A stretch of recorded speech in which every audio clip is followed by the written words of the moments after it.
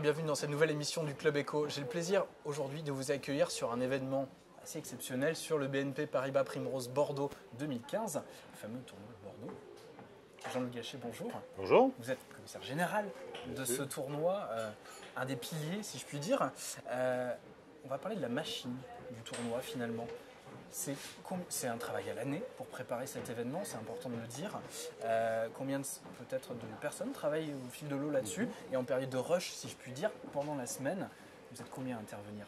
C'est intéressant parce que c'est une économie, j'allais dire, associative, puisque vous avez deux types de fonctionnement. Vous avez un fonctionnement donc, professionnel, en quelque sorte. Pendant l'événement, il y a à peu près 250 personnes qui travaillent. D'accord. Naturellement, vous avez le traiteur, vous avez des personnels. Et puis, vous avez beaucoup de bénévoles, des bénévoles qui viennent ponctuellement, plein de jeunes qui se régalent de participer à la semaine. Et puis, vous avez aussi des membres du club qui se mobilisent pour prendre une fonction. Un s'occupe de la billetterie, l'autre s'occupe du magazine, etc. Et le rôle de l'organisation dont je m'occupe, c'est une sorte de rôle de coordination. Mais le premier vecteur, la première fonction régalienne d'un tournoi de sport, c'est le modèle économique. Donc c'est ça le plus difficile. Nous ne vivons pas de subventions, on est aidé par les partenaires publics, bien entendu, et on est très content de leur aide. Mais la plupart de nos recettes viennent de recettes privées d'entreprises, puisque sur 700 000 euros, grosso modo, de budget, il y a 450 000 de recettes entreprises. Et donc ça, c'est le plus important. Donc c'est à la fois ce côté associatif, convivial, plein de gens qui donnent de leur temps, et aussi cette nécessité économique de répondre à des prestations économiques. Alors c'est un événement sportif, on le disait, c'est un événement business aussi pour les partenaires, pour les gens qui sont là aujourd'hui. Il y a des choses d'ailleurs qui sont prévues pour les entreprises.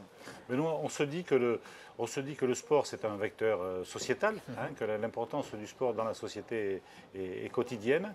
Et on est sorti un tout petit peu du schéma classique du sport qui recherche des annonceurs. Avec le nom sur la bâche. Le nom sur la bâche, ce qu'on trouvait autrefois d'une façon forte. Il y a toujours ça, si vous voulez, ici. Mais on essaie de caler des prestations marketing pour les entreprises. Chaque entreprise, si je puis dire, c'est pas tout à fait exact, mais chaque entreprise a son petit plan marketing autour de Primrose.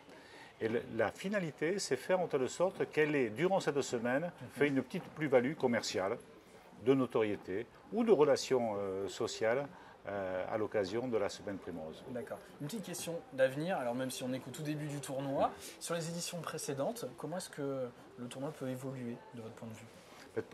De cette même façon, c'est-à-dire qu'on sait qu'on a un beau tournoi Challenger. Aujourd'hui, cette semaine, on a un très beau plateau. Michael Audra disait j'aurais peur de faire ce tournoi tellement que le plateau est relevé dans sa catégorie. Bien sûr. Entendons-le bien. Donc on va le faire progresser, non pas par le plateau, je pense que nos amis Nadal et Federer ou Djokovic ne le feront pas demain, mais on le fera par la densité des personnes qui viennent. Le public qui vient dans les allées, qui est content, il passe un beau moment, c'est un moment de fête. Et puis les entreprises qui trouvent une occasion, une vraie semaine de trafic économique qu'elles essaient d'exploiter. Plus on ira dans ce sens, plus on se rapproche de notre vérité. Une dernière question, elle est piège. C'est le jeu du pronostic. On est lundi, on est en tout début de semaine. Qui voyez-vous soulever le trophée dimanche? J'adore parier et je me trompe souvent. Bon. Je me souviens pour la Coupe du Monde 98, dont je me suis occupé, les gens me demandaient mais tu voyais qui? Et moi je disais le Japon. Je trouve le Japon joue bien. Le Japon n'a pas gagné. Et je me suis trompé, mais c'est pas grave. Et là, par contre, je vois un joli joueur que j'aime beaucoup et qui est un peu à l'image de ce que doit être ce tournoi. C'est un tournoi où les jeunes viennent s'exprimer et les jeunes, on va les retrouver dans l'année prochaine, dans les 50 premiers. On va les voir gagner des tournois peut-être du Grand Chelem, en tout cas des Master Series. Et ce jeune Français que j'aime beaucoup s'appelle Lucas Pouille. Et j'aurais bien envie, comme on dit, de mettre un billet sur Lucas Pouille et qu'il nous fasse une belle semaine. Et il va régaler tous les amateurs de tennis. Les comparaisons sont toujours difficiles, mais est-ce qu'on peut lui imaginer une même carrière que celle qui est votre ambassadeur aujourd'hui, Michael Audra? Est-ce qu'il faut lui souhaiter?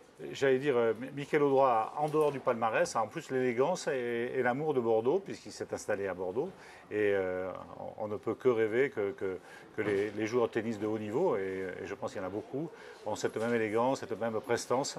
Et puis, s'ils peuvent nous amener un peu de trafic sur l'image de Bordeaux, comme le fait Mika, on sera heureux. Bon, eh bien, en tout cas, souhaitons-leur cette même carrière. Merci beaucoup, en tout cas, Jean-Luc Gachet, d'avoir participé à cette émission. Merci à vous d'avoir suivi le Club Éco. Rendez-vous très vite à nouveau pour le Club Éco. Passez une très bonne journée. Au revoir.